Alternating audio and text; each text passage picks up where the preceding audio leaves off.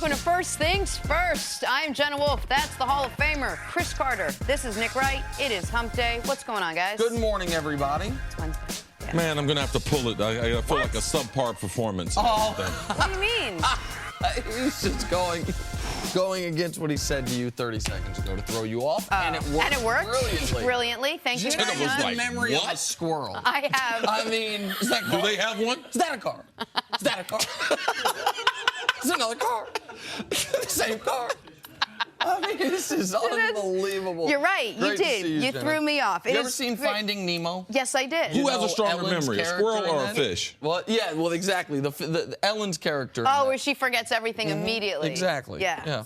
Did I see that movie? Dory's I her think I did. name, I believe. They had a spin-off. Should we start the show? I forgot what I was doing here for a second. We're but gonna maybe do a the show. sports television Okay. show. Starting your show. Just 3 hours. That's it. Then I'll go back to squirrel life. We start off the program with Cavs Warriors, Part 4. LeBron and the Cavs taking on Steph Curry, Kevin Durant, and the Golden State. Truth is, LeBron carried his team to the NBA Finals. And while Kevin Durant didn't have to, many are doubting whether he even could. KD responded to this saying, quote, "I can't control that. I know what I bring to my team. I know my role on my team. I'm just trying to play in a way that will help us win a championship. That is the only thing I can do." All right, we're going to start breaking down this series, which begins tomorrow night. CeCe, what was your reaction to Kevin Durant's comments? I don't have much of an overreaction to Kevin Durant. The reason why is because, I think I know a version of a person. A guy who does not like the limelight, a guy who does not want to be a leader, a guy who said, I just want to play video games and play basketball. So I try to accept him on the premise of those things. But it's really, really hard knowing that he has the type of talent that he has.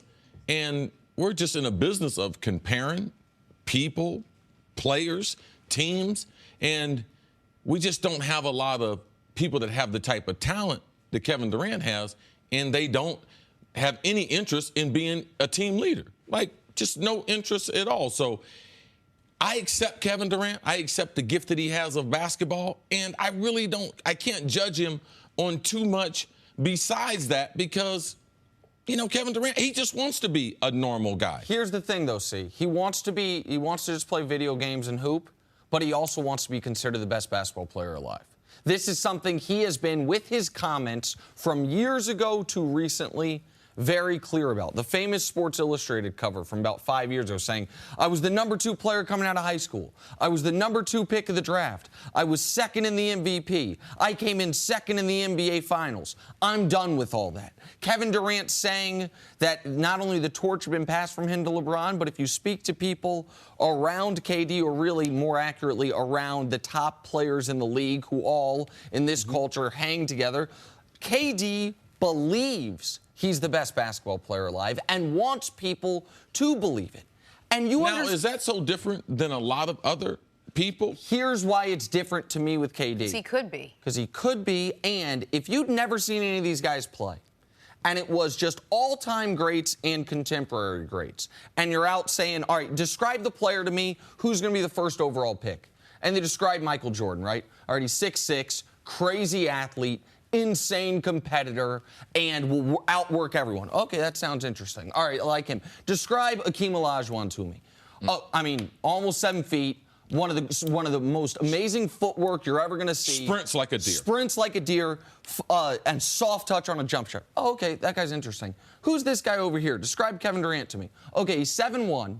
He can shoot as well as almost anyone you've ever seen, has a guard's ball handling ability, seemingly never gets tired, and can protect the rim. You'd say, wait, the guy that's 7'1" shoots better than the guy that's 6'6". Oh, he can handle the ball better than the guy LeBron. Who's he? He's 6'8". Oh, I'll take that guy. So he has that ability, and I think he was en route to being considered this guy. Had he won a championship in OKC, the narrative's different. Had he stayed in OKC, the narrative's different. You don't always get everything in life. He got his championship. The sacrifice there was he ceded the opportunity to be the consensus best player in the world. Bouncing off what you said, can you be that guy? Can you be the best player in the world without having all those other qualities, without having the leadership quality, without having the team rah-rah guy, without, being the one that's not going to have the Twitter accounts, never get yourself into any kind of off-the-court situations, whatever it is. Can you be the best player in the world but not have all those other attributes? Yeah, you can be the best player in the world. You just can't be alive when LeBron James is playing in his prime. Because LeBron is those things. Yeah, but you don't have to be all those other things off the court, Jenna, to be the best player. Like, all those things are just extra. Those are things that you do. That's got nothing to do with your evaluation. Like, we don't evaluate Tom Brady and Aaron Rodgers based on, do they do things social media-wise, how much access? No, we base it on what they do on the field. But if you're just basing it on what they do on the court, he's the second best player in the league right now. Why are we having this conversation? Because we're talking about the best player. Because we're talking about the best player. That's the question. The question is, how do you measure up against LeBron? And this is where I'm sure it's frustrating for him. He's the Finals MVP. They are maybe the biggest favorite in an NBA Finals ever. He is the better than even money favorite to win Finals MVP again. And he knows, guess what? They're still not going to consider me the best guy in the world. Like, he knows that. Now, you're saying there's nothing he could do. It's more about how great LeBron is rather than anything about KD. Yeah, because it has nothing to do with him being 7 feet. Like, he can't lead a team like LeBron because he doesn't have the same skill set. LeBron can play in the post. LeBron's got an intermediate game. LeBron's improved his three-point shooting. Like, LeBron can handle the ball. LeBron has the mentality. He's always been this guy. High school, 27, 9, and 8. 15 years in the NBA, what's the number? Right, almost the exact same, 27, 8. Yeah, yep. LeBron is a new and improved Magic Johnson. Also, he has the same leadership skills that Magic Johnson have. Now, Michael Jordan was a leader, but he was a leader in a different way. Kobe was a leader. He was a leader in a different way. We didn't hold that against their basketball, how we evaluate them as basketball, because we knew that was their personality. I accept Kevin Durant as the personality that he has. Being a little different, being a little bit odd, not like other players that we're used to seeing. So I accept that. Here's the thing, and I accept it as well. I just think it's important to realize, and this is almost like a life lesson, you don't get to get everything all the time. And KD made a choice here.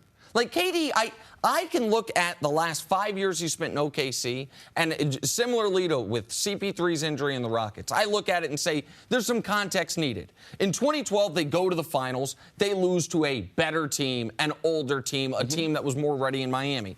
In 2013, they're the best team in basketball. They have 60 wins, or the best team in the West, certainly, depending on what you think of the Heat. In the first round, Russell Westbrook hurts his knee. He's done. That season's gone.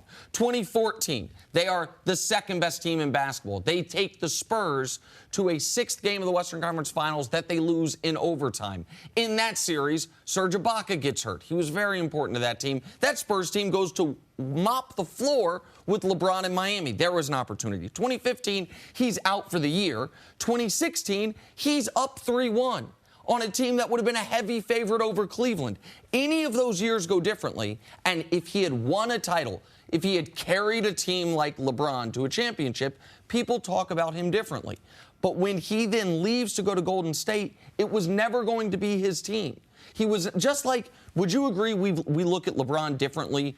But forget the 2 championships in Miami. Since the championship in Cleveland. That's what elevated LeBron to a special space, even a higher echelon than he was in Miami. Like, that's the opportunity. Well, because what the team achieved, who they were going against, the circumstances for which he achieved those things, all those things tell a story. And also, we saw LeBron grow his game. Like, he improved in so many other areas. So it's just hard to compare without taking things away from great players. So as long as LeBron's playing, I feel like there's no real true comparison between KD and LeBron James. But if LeBron James wasn't playing, would this be a foregone conclusion that Kevin Durant is the greatest player with everything combined with what he's won and what he's done? I don't think it'd be as unanimous as LeBron is right now, but I think he would get the votes. I think he'd be the plurality, the majority. Some people would say Steph. Some people would say Harden. But, I mean, Durant would probably get 60, 70% of the votes. What this comes down to is is KD truly believes he's better, that he is the best guy. Yeah, and I just think there's more athletes like that. They think they're better than what they are. And KD is the second best player in the world. Why wouldn't I think I was the best player in the world? He's a special, special player. LeBron is better. LeBron can do more. LeBron can win more different ways. LeBron doesn't need the type of talent around him that KD needs. You don't think KD knows that? You think KD? It doesn't matter. Everyone has their own reality. No, I we make understand up this stuff. We live in this fantasy that we create. Kevin Durant has created that fantasy a lot like other people. So why would I judge him any different? Just because he has some skill on the basketball court? No. I expect athletes, most of them, myself included, all of us think we're better than what we are. Kevin Durant is in that same, he just happens to be in the same time period as LeBron James. All right. Let's take a break there. We'll talk about this some more over the course of the next couple hours. But coming up, now this is an interesting story. Why was an NBA GM anonymously ripping his own players online? It's next. First things first. Trying to be more like KD. At Buffalo Wild Wings, we'll admit that we often go overboard with our limited time offerings.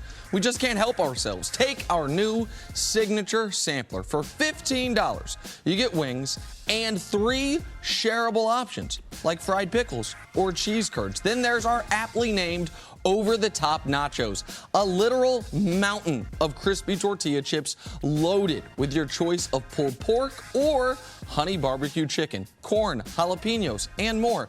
Then top it all off with our new platinum margarita. Go overboard with us today at Buffalo Wild Wings. Wings, beer, sports. Available for a limited time while supplies last. Please drink responsibly. Tonight, moving on to the portion of our show where someone in a high position has reportedly done something so dumb it could cost him his job. More specifically, the Philadelphia 76ers and their general manager, Brian Colangelo.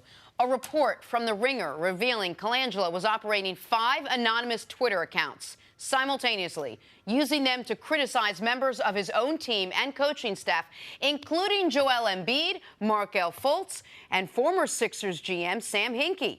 Colangelo reportedly admitted using one of the accounts, but has denied using the other 4. All right, Nick, this one had us all talking in our morning meeting. What was your reaction to the report? All right, so it's a long read, and I know people don't really like reading long things anymore. It's worth but you it. should read it.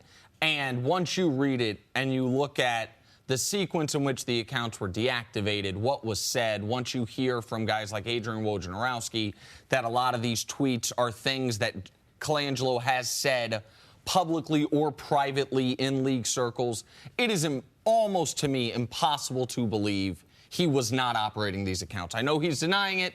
I do not believe his denial. I believe he was operating these accounts as the article lays out in great detail. So to me, it's very simple. This cost him his job. He was torching Joel Embiid. He torched the head coach at times. He was leaking, and I don't even know if it's legal to leak medical information about players. It's certainly unethical to leak medical information about players. This is a mistake you can't make. This is going nuclear in a way that there's no coming back from. So, I think for the Philadelphia perspective, it's a simple answer. This is his last day or one of his last days in charge of this basketball team. You can't have the things he said about Markelle Fultz and Joel Embiid out there, especially while he's promoting Ben Simmons, if for no other reason than it could create rifts there. To me, it's an untenable situation. Yeah, and it's a mistake is something that, an oversight, maybe I send out a tweet and I sent it on first things first account compared to sending it on Chris. That's something right there that's easily explained. I wouldn't call this a mistake. When you have 5 accounts, when you release the type of information and the way it's played out, Okafor, as far as his injury with other teams, that he passed the physical, that type of information, we know, we've been involved in the sports world long enough to know that that's inside information. I'm not shocked that he got caught. I believe there's more people out there doing this.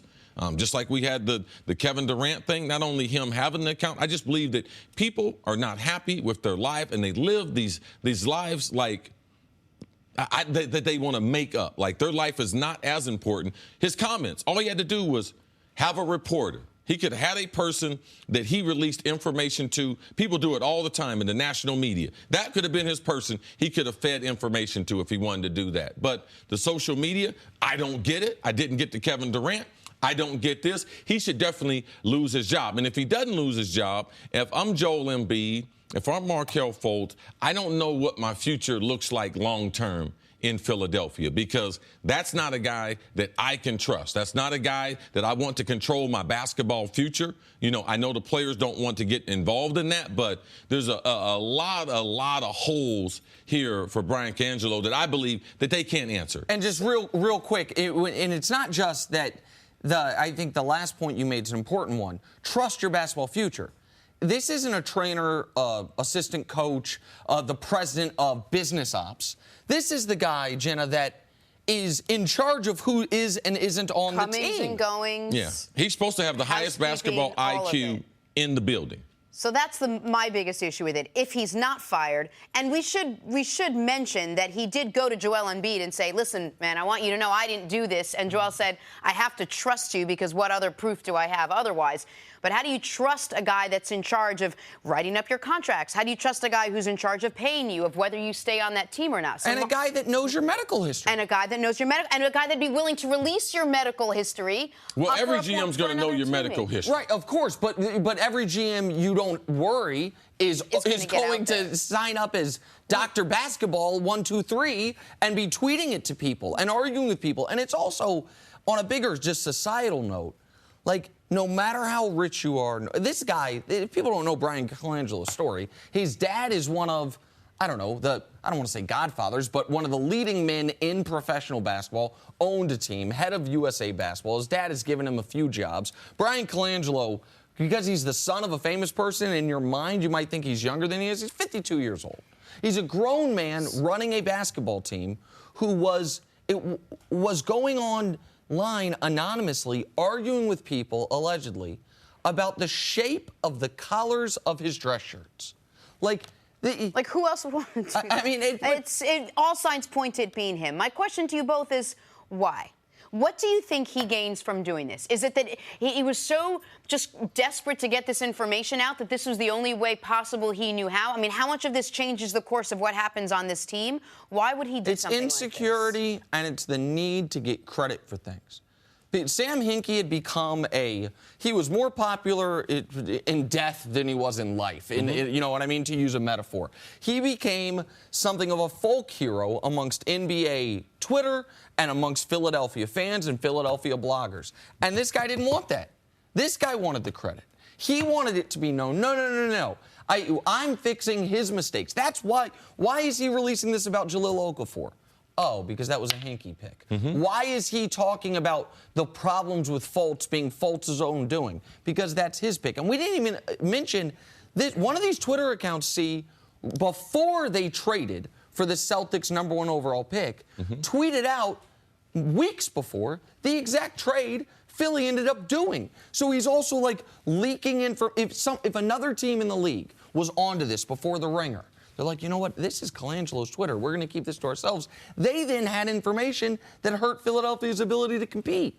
Yeah, I'm just not surprised. I mean, it's a lot of twisted people out there, and successful people are in that category. So I'm not surprised. I believe that Philadelphia should fire him immediately. And then if I'm on that team, then I feel better as far as going forward, because it's real. Markelle Fultz, he might not recover in a way. They still might trade him. All right? I mean, they might trade him somewhere this offseason. If they don't get LeBron and they want to try to improve that team, that's on the board to happen. So if I'm a player there, you know you're not going to feel comfortable until he's out of the building. All right. I'm sure we'll have more layers to this story. We'll see what happens to Colangelo before the day's end. Coming up. Don't need to stay off of the social media. Relying on getting verification should the Rockets from social media. run it back with the same group next year? That's next on First Things First. Time for some stories to start your morning. Not that funny, Nick. Brought to you by the unexpected energy of ExxonMobil. The Chargers are searching for a new tight end after losing Hunter Henry for the year. One candidate, former Charger Antonio Gates. Team released him earlier this offseason. Philip Rivers says it would get my vote. to bring Gates back. CC, should the Chargers bring back Antonio Gates? And now, fans, I know you watch a lot of football. Antonio Gates has been a great player, but this is full speed. This is not slow motion. This is Antonio. These highlights. Yeah, this is him. This is full speed. You know, you watch the high school videos and the kids have it sped up so they look a lot faster. Yeah. No, this one's not sped down. This is real time.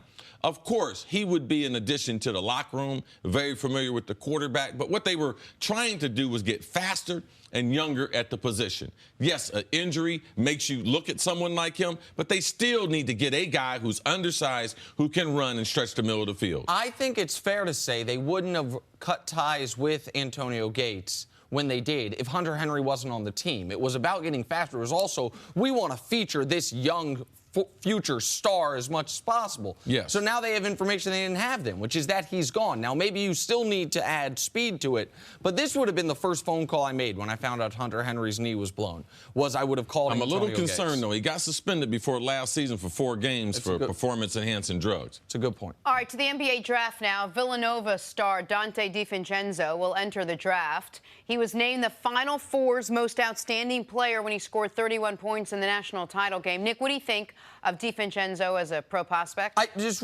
think this is a great story. This is a guy that was on no one's radar to come out this year, was extraordinary in the Final Four, particularly the national championship game, and then blew everyone away with the athletic testing at the Combine. Listen, the knock on a player such as DiVincenzo typically is he going to be a good enough athlete to defend? And he is a good enough athlete to defend. No, he's a great athlete. He's a great athlete. Yeah, and if you know basketball, you know that he is a great athlete. But just like last year's rookies, we saw them struggle. Guys who were stars, premier players in college basketball. This guy was a sixth man on a great team. Let's just slow down, though, once he gets to the NBA and let him develop. He was only a sophomore. Still very, very young. I think going to be a very good NBA player. All right, Sixers head coach Brett Brown signed a contract extension yesterday amidst all the Twitter stuff. Brown has been the head coach in Philly since 2013. Sixers were 52-30 this year with him. Nick, good move for Philly? I think it is. I think that he's proven himself as, at the very least, an above-average NBA coach. Those are hard to come by. I know that people thought he got out-coached by Brett Stevens in the second round of the playoffs, but that's not enough for me to not want him back. And in the NBA, you don't have coaches on lame duck years. He had 1 year left, so you either fire him or you extend him. I think they made the right choice. They made the right choice, and you can see it in their players. Are their younger players developing? Yes, you got to give the coach credit. This is a great defensive team. It's hard to get NBA players to play defense. He has them playing great defense in Philadelphia with a young team. Yes, let's move on with him. I believe he is the guy on the sideline when they win a championship. All right, finally, both Andre Iguodala and Kevin Love's status for Game 1 still unknown. Love remains in the concussion protocol while Iggy is still rehabbing from a knee injury he suffered in Game 3. Chris, which player is more important to his team's success in the finals? I mean, my goodness, how many times Kevin Love going to be the answer to a question? I mean, what is LeBron going to do without him? I mean, they don't have a bench. You bring Jeff Green off their bench as a starter. No, they need Kevin Love. Golden State's a small team. Kevin Love should be made for playing against the Warriors. But, I mean, even if he does play, he's a liability defensively. I mean, they're going to pick, switch until they get Kevin Love in the situation, and then they're going to yo-yo him to death for 4 games. So Kevin Love is the most important. The only way this series can be extended is if Kevin Love has a great series. What's so interesting about your answer, because I agree with you, by the way, Iggy's the 5th most important player on the Warriors and Love's the 2nd most important player on the Cavs. So to me, it's a simple answer, but you answered Kevin Love instantly, and is it fair to say Kevin Love's the guy since LeBron's gone back to Cleveland that has been most frustrating for you, that's been most disappointing for you? After watching him in Minnesota, after seeing the player, because I know you have ties to that franchise because of your time with the Vikings, like seeing who he was as a Timberwolf and seeing who he's been with or without Kyrie as a Cav. Right. It's one of those free agency things that now you get a guy on your team and you watch him 82 games and you realize, wow, he's not that guy. But it's also, anytime you get a player who's dominant on a losing team, you need to be aware of what you're getting, because most of the time you're not getting 25 and 12. You're getting the best player in a losing situation. A lot of the games are out of hand, so he can build those big stats. But how good of a basketball player is he when he plays with other great players? And to me, that was Kevin Love coming from Minnesota, going to the Cavs. Not athletic. You wonder, how did he get all those rebounds?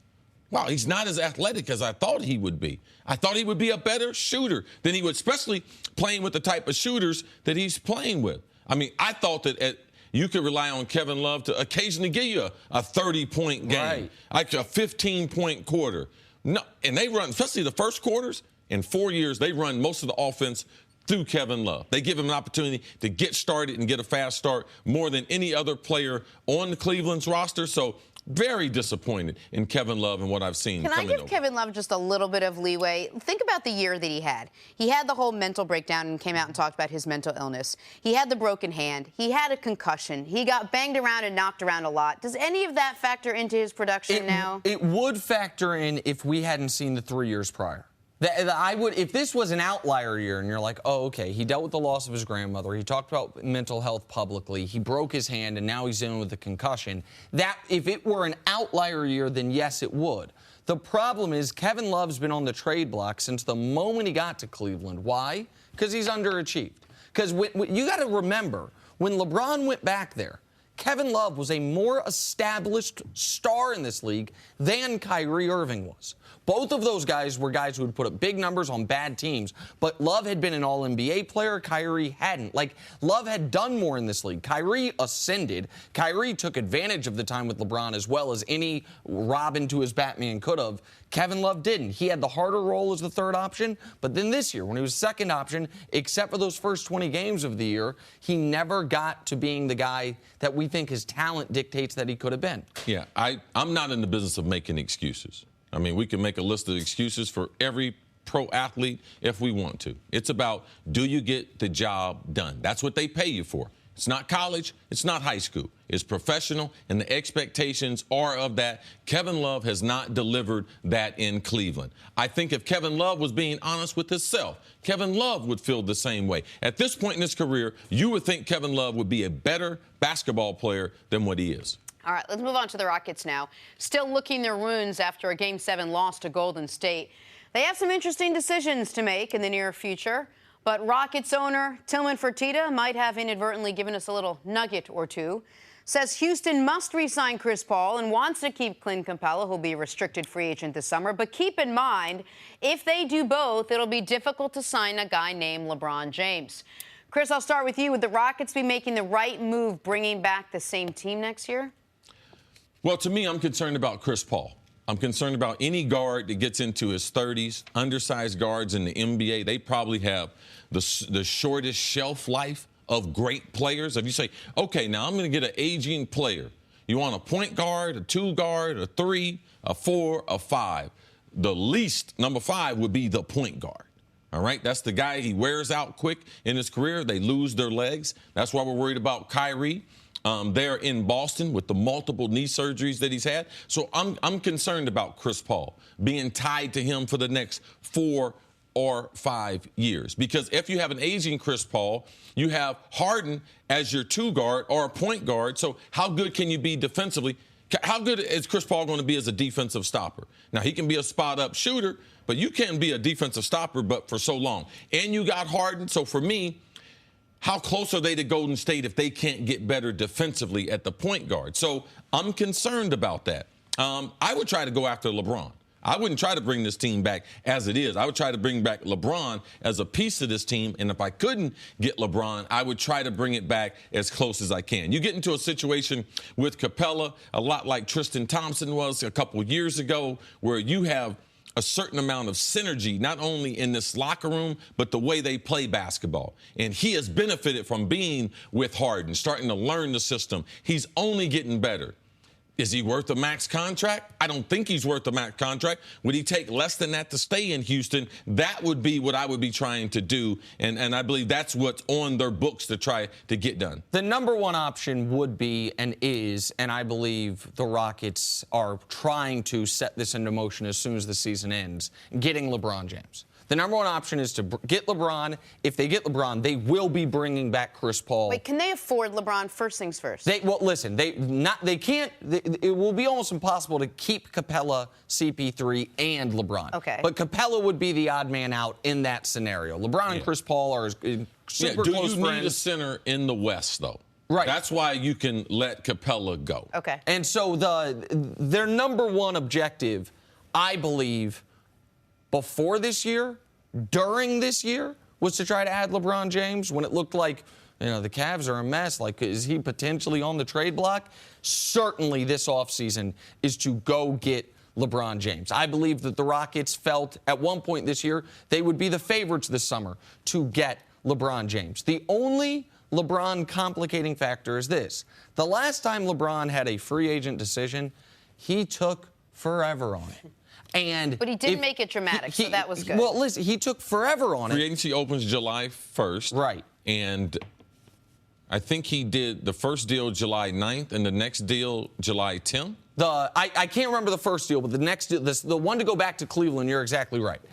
He waited a week and a half. And all of NBA free agency was in a freeze because you had deals. The Cavs had Gordon Hayward agreed to terms. But like, we can't sign you yet because we got to keep this cap space open for LeBron.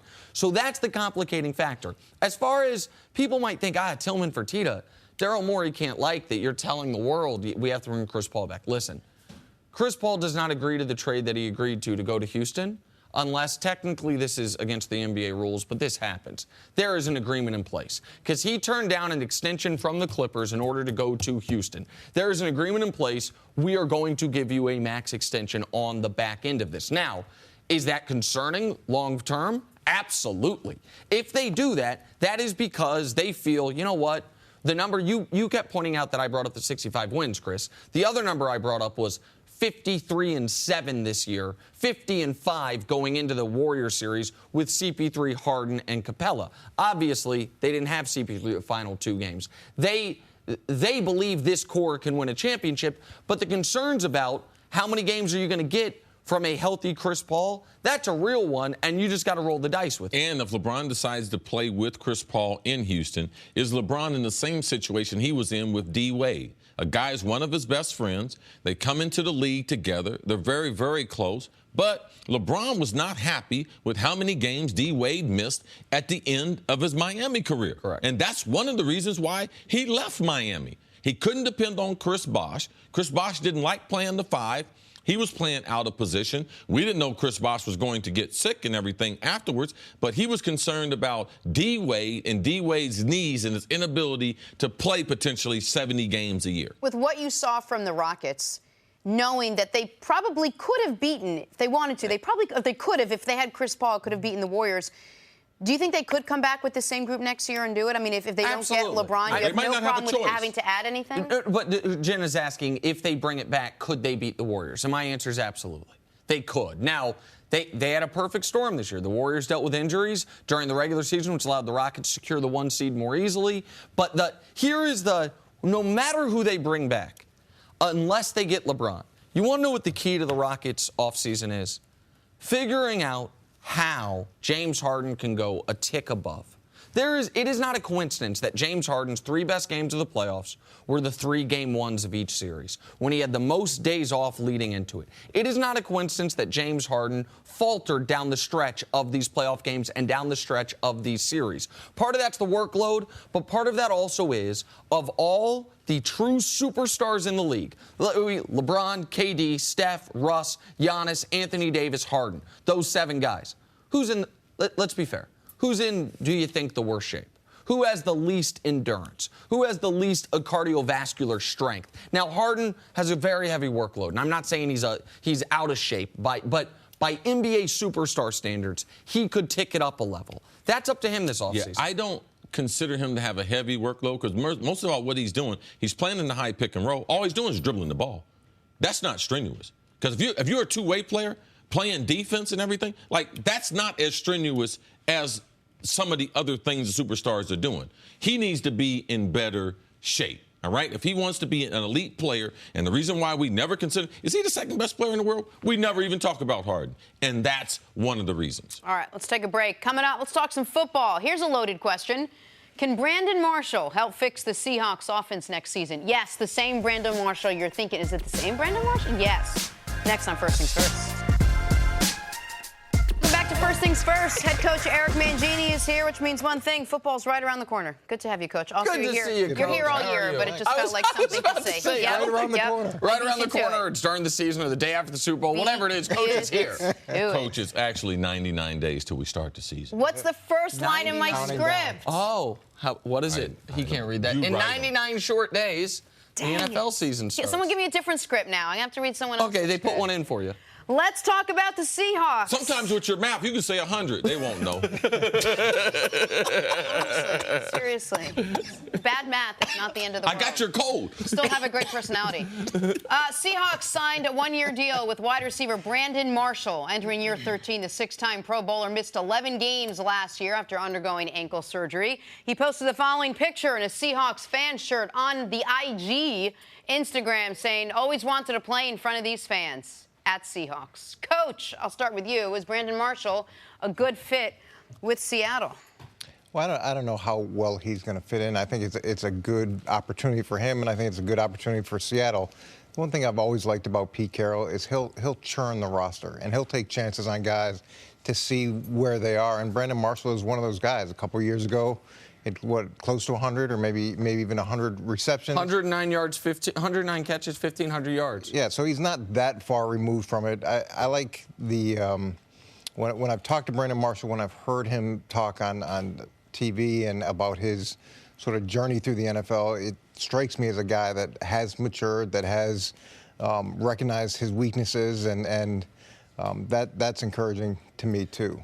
Is that what got him a job in Seattle? Because that's the one thing Des Bryant hasn't done. And Brandon Marshall is older. He's less productive. He's not exactly a great fit with the Seahawks, and yet he's employed. Well, it's what you're looking for. So if you're a head coach or GM and you have a guy who's historically had problems, and look, Brandon's been with 6 teams prior to this, you want to be able to see some type of growth, and you want to see real growth because you know that he has the potential athletically, and you know that he can be a big factor in the red zone. The question is, what's the human being going to be like when you bring him into the locker room?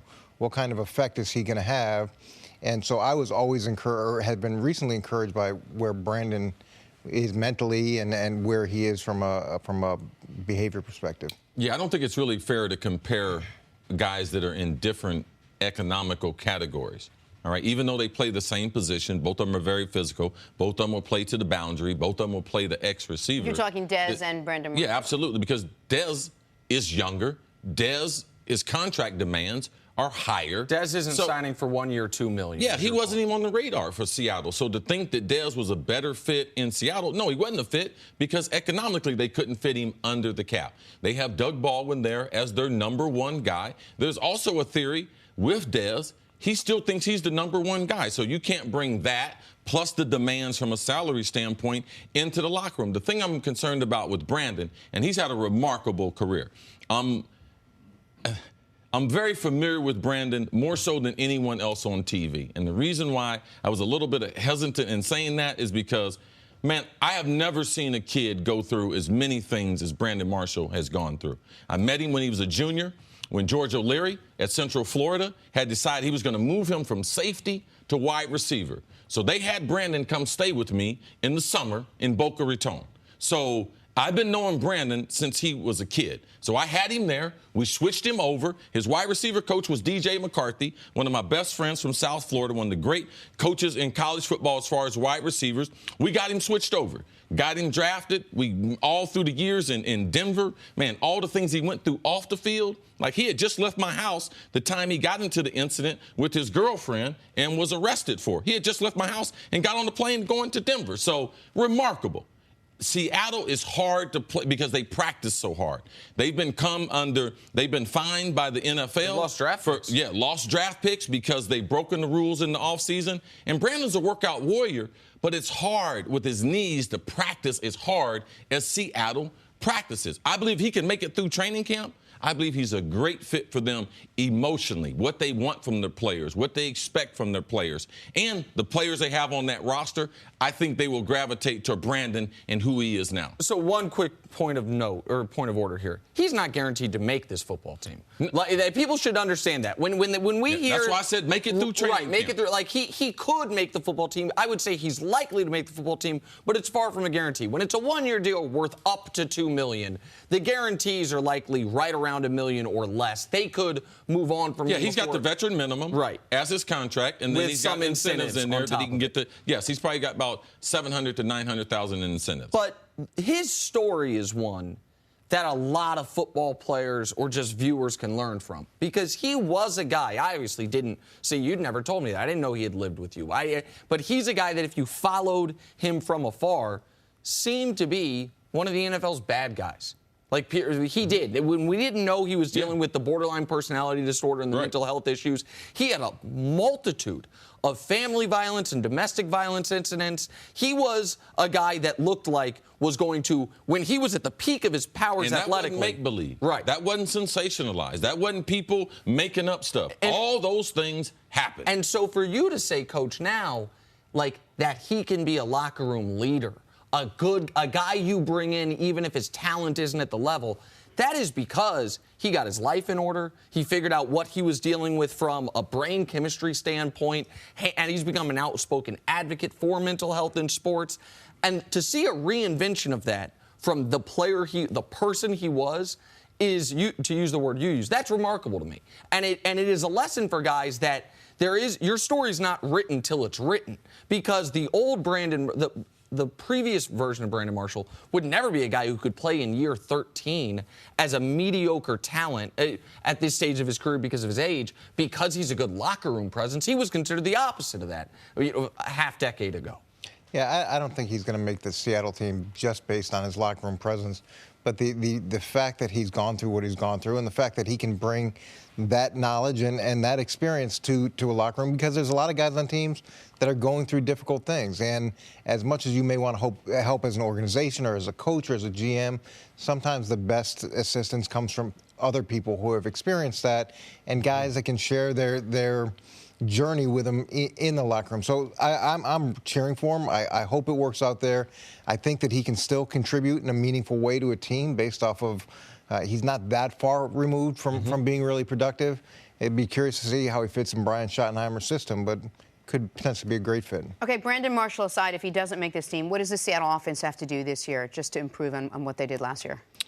Well, in facing Seattle's offense over the years, sometimes they have to get out, not sometimes, a lot of times they have to get out of their own way. Yes. There's a ton, historically, there's been a ton of self-inflicted wounds where they get a good drive going, they're moving the ball, and then there's a false start, followed by another false start, or there's a holding penalty.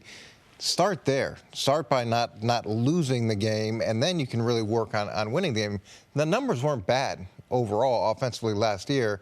That, to me, would be the biggest component, though, is taking care of those self-inflicted wounds. Yeah, they have to be able to help Russell Wilson out. And that's from a frontline standpoint. Can they create a running game? Since Marshawn Lynch, they have not had a consistent running game. We know they lost Jimmy Graham. We know they lost Richardson, their speed guy. So they need playmakers. But it starts with being able to help Russell Wilson out. Now, they make enough big plays, but Russell's scrambling for his life. They end up in third and long more than most of the good teams that we see. And this defense is aging. They need to be a little more ball control to help out that defense. Defense is a little undersized to keep them fresh. Quick note on the running game. They spent the draft pick on Rashad Penny. So they hope that that's their best running back since Marshawn Lynch. We know they have Chris Carson, C.J. Prosise, will be the running back core. When you say they rely so much on Russell Wilson, he is the highlights we see of him. He's running around making things happen. But that's also one of the reasons that I can't remember the last year that Russell Wilson wasn't dinged at some point in the year, where we're talking about, oh, Russell's got a turned ankle or he's got a strained hamstring because he's having to do so much. And when you're that reliant on him, if he's not at 100%, that's when you've seen this offense really hit the muck, is when he's unable to operate at full capacity. And one thing as far as Brandon Marshall, to wrap up that we have concerns about with players, can they learn system? Brandon Marshall has had 6,000-yard seasons with 6 different head coaches, and he's made 5 or 6 Pro Bowls with 5, I think, different quarterbacks. So his ability to be able to adapt is at an elite level, Coach. Yeah, and just getting back to the Russell Wilson point, sometimes what Russell's going to have to do, too, is stay in the pocket longer. And you're coaching those offensive linemen that the quarterback's going to be in a certain spot. When he starts moving, they don't know where the quarterback is, but the defensive linemen do. Right. So you can give off sacks based off of movement that the O-line doesn't anticipate. So there's got to be that level of discipline, too. And when the plays break down, they break down, and he does what he does. But that's got to work together. 99 days. It's officially 99 days. I spent the whole segment counting in my head. Wow. I counted them all. Impressed in my you got head. that high. I did. Well, I stopped at 70, and Dusty said, it's 99. We'll just speed up. Coach, we'll see you a little bit later in the show. Coming up, back to LeBron James. Is he heading to the 76ers? Ben Simmons chimes in next on First Things. Welcome back to the show. NBA champ Antoine Walker is here. Antoine, a bevy of basketball topics to break down with you today. Not since Waldo have we been so consumed with where someone is or where someone will be. LeBron James is in Cleveland, but where he will be is still way up in the air. Questions as he enters his 4th straight finals against the Warriors. According to Las Vegas, the 76ers are the favorites to sign James. Ben Simmons was asked about the possibility of adding LeBron. Take a listen. Would you like to play with LeBron? A lot of people. I'll play with him. That's awesome. You guys are both facilitators. Could you guys coexist at that level? There's only one way to find out, man. Well, he's as good as signed. If that's not breaking news, I don't know what is. Thrilled to be ambushed by the TMZ folks in LAX. Just thrilled. All right, so let's go with the possibility of LeBron going to Philadelphia. Would he be a good fit with the Sixers, Antoine? Well, first let's start. LeBron would be a good fit anywhere. True, he'd be a good fit on the show. Yeah, but I'm not 100% sure about that because they got some pieces over there that could be possibly gone. When you think about J.J. Redick's a free agent, Marco Bellinelli's a free agent. So you're talking about 2 guys that play huge minutes for them. They're guys that can extend the floor, shoot the 3-point ball. And when you add LeBron and Ben Simmons, you don't necessarily have the best 3-point shooters in the world, even though LeBron has improved his 3-point shot. And I don't know how good Ben Simmons would be without the ball in his hand. So I'm not necessarily saying that's a great match, them two together. I like Embiid. And if you're LeBron, you're going to a team to try to beat Golden State. Yes. And I don't know if that's the team that can beat Golden State. Here's where I disagree with you on it. Because sometimes when we talk about fit, we only think about one side of the ball, the offensive side of the ball. And if LeBron on that team defensively against Golden State, Embiid's one of the true 7-footers in this league. He can stay on the court against Golden State because he moves his feet so well. Ben Simmons can guard. Listen, nobody guards Kevin Durant, but he's at least the size and strength to where you could throw him at him. And LeBron, when you have Embiid as a rim protector, if LeBron can play that rover position on defense where he is on Draymond, now all of a sudden you present a lot of defensive problems for them. And if we are comparing them to Golden State, man, nowhere to hide Steph size-wise. Like if they go small, Embiid can punish you. And reportedly, LeBron, as he continues to evolve in different phases of his career, he is open to being off the ball at his next stop. And I think that's because if he's looking at Houston or Philly, he would have to be off the ball more because of who they have on their team and playing a more traditional small forward role. I disagree. He's not going to agree to getting off the ball. He can't play off the ball. LeBron James is a guy that has to have the ball in his hands. Kyrie Irving, he still dominated the ball, probably 60-40 with Kyrie. He's not going to just come off the ball. That's where he's at his best. He's a pick-and-roll guy. He likes to come off the pick-and-roll. He's not a guy that can spot up and just shoot three-pointers. So I think it's hard-pressed to think LeBron James is going to come off the ball at this point in his career, especially at the level that he's playing at right now. He's playing at a very, very high level, and he needs the ball in his hand to be effective. I just don't see that. I do like the situation for Philly because they got some young players. LeBron needs to be around some youth. He cannot continue to extend the energy that he's extending. Yeah, he's got to play a lot less minutes. And throughout the regular season, I think what he did this year was obviously a miracle. It was incredible. It's all credit to him and his conditioning. But to ask him to continue to do that in years 16, 17, 18 is going to be impossible. Where do you think, then, he would be a better fit? Now, you're going to think I'm crazy. But if I was him, if I'm going to Boston. I'm going to Boston. Yeah, I'm going to Boston. I mean, Kevin Durant did it. Yes. Kevin Durant joined the best, and if the best team in the Eastern Conference right now would be the Boston Celtics. I like it. I will figure out a way to get to Boston if I'm LeBron James. Wow. And even the playing field. Nick, what you gonna do? Well, I mean, do you think he would? Well, hold on. Do you think Kyrie would still be there? If I'm Danny Ainge, I'm taking a shot at him. I want to even the playing field. If LeBron James is free, I want to even the playing field. And that's how you even the playing field. That's an interesting one. Now, they would have a glut of forwards that when I say you would have to trade one of your max contracts. The people would say Kyrie, but the better max contract trade would be Gordon Hayward, right? Like, I mean, with Tatum and them, right, Gordon with Hayward, Tatum and then Gordon Hayward would be the one you move. I mean, God bless you, poor guy. I mean, but you got to go. What? Oh, Gordon Hayward? Gordon Hayward got absolutely. to go. Like, I'm keeping Jalen. I'm keeping Tatum because, man, you need them young thoroughbreds to be able to run that court. And you talk about, listen. Kyrie would be so mad. But you got to Nick Wright would be so happy. But you got to think, he can get out the East. Look how he got out the East with what he had right now. Mm-hmm. Yes. So imagine now if it's about winning titles and it's about chasing Michael Jordan. Wow.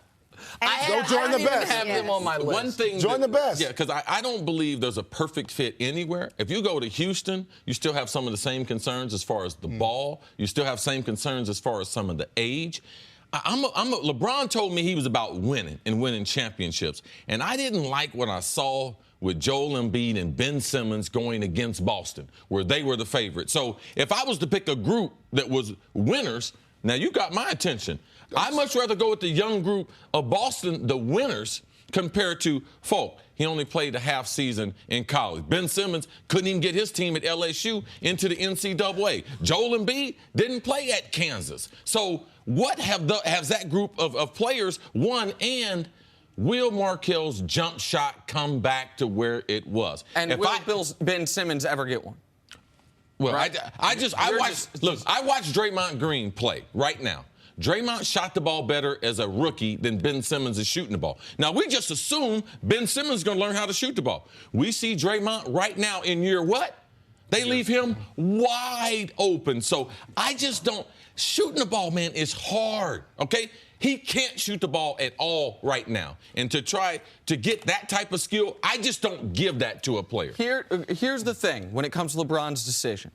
When KD was making his decision, there was only one place he could go that he would be vehemently criticized for. If he had gone to D.C., his hometown, people would have been fine with it. If he had stayed in OKC, people would have been fine with it. Boston, when they recruited him, Miami, when they recruited him, there was one place he would go he'd get vilified for. I feel like LeBron's almost in the opposite situation. If LeBron stays in Cleveland, people will say he doesn't want to win. He knows he can't win with these guys. If he goes to the Lakers, people will say, man, it's more about your brand than about basketball. If he goes to Houston, people will say, oh, so you're joining a 65-win team with an MVP. That reminds me something like what Kevin Durant did. Philly's the one team, and I hadn't thought about Boston. Boston, I have to wrap my mind around it fully. Philly's the one team that is on the listed Vegas odds as the 4 favorites where there's the least amount of criticism. Because Philly wasn't great this year. Because Philly doesn't have an MVP on the team. Because Philly doesn't have a guy or doesn't have the high-level playoff success. And because people would look at them and say, as good as people think Boston is, if LeBron went to Philly, Philly becomes the favorites in the East. At least to me, even with Gordon and Kyrie coming back to Boston. It's hard to go against LeBron not being a favorite in the East, even with Boston 100% healthy. Because he took a team. You know, the team that he had right now is probably equal, even with Kyrie Irving and Gordon Hayward out, was probably equal.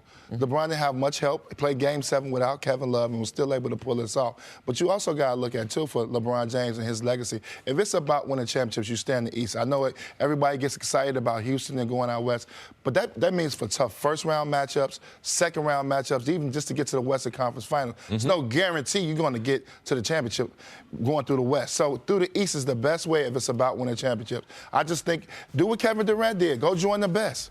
If you want to win championships and Boston's going to be the team everybody said they're going to be over the next couple years, you join the best.